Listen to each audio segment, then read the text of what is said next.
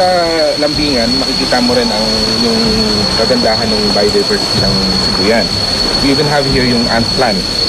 So, yung ant plant like this, ito yung tinatawag naming ant plant. Oh, yan.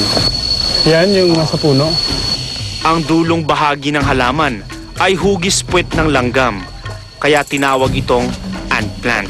Endemic ang ant plant sa Sibuyan. Ibig sabihin, sa buong mundo, sa Sibuyan lang ito makikita. Kaya yung isang biologist, inakit niya talaga yan, makunan lang ng pictures. Talaga. Maraming ganyan dito? Marami po. Binansagan ding Galapagos of Asia ang Sibuyan dahil sa isang ektarya pa lang, mayroong 123 species ng puno ang matatagpuan dito. 54 sa mga ito ay endemic.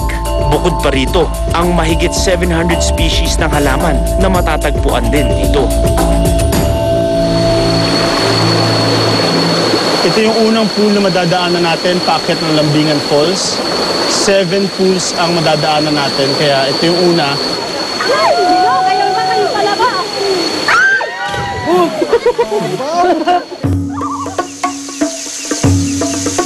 Dito sa unang pool, bumabaging ang mga taga rito, pati na rin ang mga turista.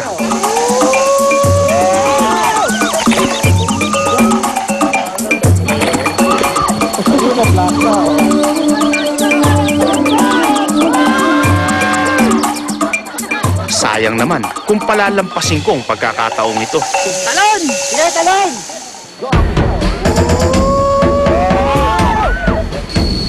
Mukhang madali lang, di ba? Sabi nila, kailangan ko raw balansing mabuti ang katawan ko para i-timing ang pagtalon.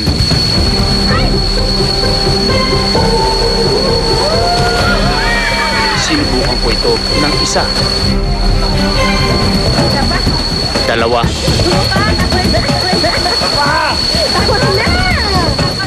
At 3 beses.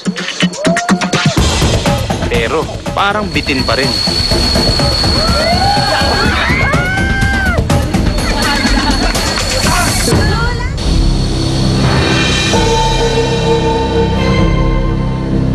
First time tong pag-rappel ko sa waterfalls at alam ko hindi siya magiging madali. So may konting kaba.